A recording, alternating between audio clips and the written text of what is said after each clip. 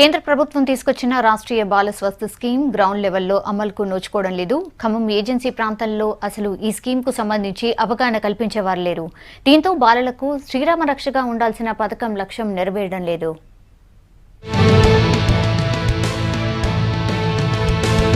19 ఏళ్లలోపు ఉన్న బాలబాలికల ఆరోగ్య రక్షణ కోసం కేంద్ర ప్రభుత్వం తెచ్చిన రాష్ట్రీయ బాల స్వస్థ స్కీమ్ ఖమ్మం జిల్లాలో సరిగ్గా అమలు కావట్లేదన్న విమర్శలు వస్తున్నాయి. జవహర్ బాల ఆరోగ్య రక్ష పథకానికి బదులుగా కేంద్రం ఈ హెల్త్ స్కీమ్ ను తీసుకొచ్చింది. నిధుల కొరత లేకుండా ఉండేందుకు తొలి విడతగా ఖమ్మం జిల్లాకు 50 లక్షలు మంజూరు చేసింది ప్రభుత్వం. పిల్లలకు వైద్య సేవలు అందించేందుకు 28 బృందాలను నియమించింది. జిల్లాలో మొత్తం 3,65,000 మంది పిల్లలు ఉన్నట్టు సమాచారం. పిల్లలకు దాదాపు 30 రకాల జబ్బులు వచ్చే అవకాశం ఉంది.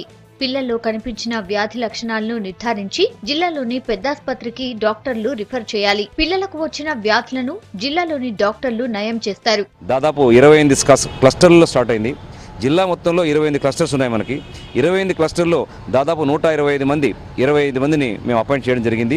112 మందిలో 28 మంది డాక్టర్సు, ఆయుర్వేదిక్, అల్లోపతి, 28 మంది ఫార్మసిస్టులు, 28 మంది ఏఎన్ఎంస్ ఉంటారు. మొత్తం 112 మందిలో ఒక ఆయుర్వేదిక్ డాక్టర్ మేల్, ఒక అల్లోపతి ఫీమేల్ అలా ఉంటారు. ఈ 28 మంది టోటల్గా మన జిల్లాలో ఉన్నటువంటి దాదాపు 3,26,000 పైచీలకు పిల్లల్ని అప్పుడే పుట్టిన పిల్లవాడి దగ్గర నుంచి 18 ఏళ్ల పిల్లలకి 0 to 18 ఇయర్స్ పిల్లల్ని కవర్ చేస్తారు. పోషక ఆహార లోపంతో బాధపడే పిల్లల కోసం కేంద్రం ఈ పథకం ప్రవేశపెట్టింది. గ్రౌండ్ లెవెల్లో అధికారులు ఈ హెల్త్ స్కీమ్ కు సంబంధించి ప్రచారం కల్పించడం లేదనే విమర్శలు ఉన్నాయి. సరైన ప్రచారం కల్పిస్తే చాలా మంది పిల్లలు ఆరోగ్యవంతులుగా మారే అవకాశం ఉంది. ఏజెన్సీ ప్రాంతంలో వైద్య సేవలు మరింత విస్తరింపజేయాలంటున్నారు ఎమ్మెల్యే పువ్వాడ అజయ్. అధికారులు గ్రామీణ ప్రాంతాల్లో తిరిగి వైద్యం అందించాలన్నారు. కేంద్ర రాష్ట్ర ప్రభుత్వాల ఆధ్వర్యాల్లో మహిళా శిశు సంక్షేమం కోసం అని చెప్పి అనేక కోట్ల రూపాయలు నిధులు వెచ్చించబడతా ఉన్నాయి. అందుకని చెప్పి మేము అధికారులను కోరేది, లేదా ఈ ఎస్బీఆర్కే పథకం ద్వారా ఈ పథకాన్ని లబ్ధి చేకూర్చే విధంగా సమాచారం ప్రజలకు అందజేయాలని, సరైన ప్రచారం కల్పించాలని చెప్పి కూడా మేము ప్రభుత్వ అధికారులను కోరుతా ఉన్నాం. బాలలకు సంబంధించి బాల ఆరోగ్య స్వస్థ అనే ఒక వినూత్న ఒక గొప్ప కార్యక్రమం తీసుకున్నారు. వీళ్ళు కనీసం ఈ రాష్ట్రంలో ప్రత్యేకించి ఇంతవరకు కూడా దీనిపైన ఈ యొక్క స్కీమ్ పైన ఇంతవరకు అవగాహన అన్నది లేదు. ప్రత్యేకించి మన జిల్లాలో ఈ 28 బృందాలు కూడా ఎక్కడ పనిచేస్తున్నాయి అన్నది ఇంతవరకు కనీసం ఈ బృందాలు ఉన్నదని కూడా ఈ జిల్లాలో ఎవరికి తెలిసినటువంటి పరిస్థితి లేదు. పిల్లలకు ఆరోగ్య సమస్యలు ఎక్కువగా ఉన్న ప్రాంతాల్లో అక్కడే ట్రీట్మెంట్ ఇవ్వనున్నారు డాక్టర్స్. అంగన్వాడీ కేంద్రం, ప్రభుత్వ స్కూళ్లలో పిల్లలకు వైద్య పరీక్షలు చేస్తారు డాక్టర్స్.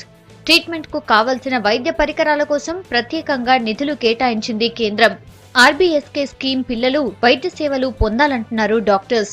రాష్ట్రీయ బాల స్వస్థ్, సో దీని కాన్సెప్ట్ ఏంటి అంటే ఈ మెయిన్గా హెల్త్ ప్రాబ్లమ్స్ అంటే ఓన్లీ డిసీజెస్గా కాకుండా డెంటల్ ప్రాబ్లమ్స్ కావచ్చు, జెనెటిక్ ప్రాబ్లమ్స్ కావచ్చు, వాళ్ళకి లెర్నింగ్ డిజబిలిటీస్ అంటే జన్యుపరమైన లోపాలు కావచ్చు, తర్వాత బుద్ధిమాంద్యం, ఇట్లాంటి ప్రాబ్లమ్స్ అన్నిటిని కూడా వాళ్ళు టార్గెట్ చేసి వాళ్ళని డిటెక్ట్ చేసిన తర్వాత వాళ్ళని వైద్యం వేయడం జరుగుతుంది.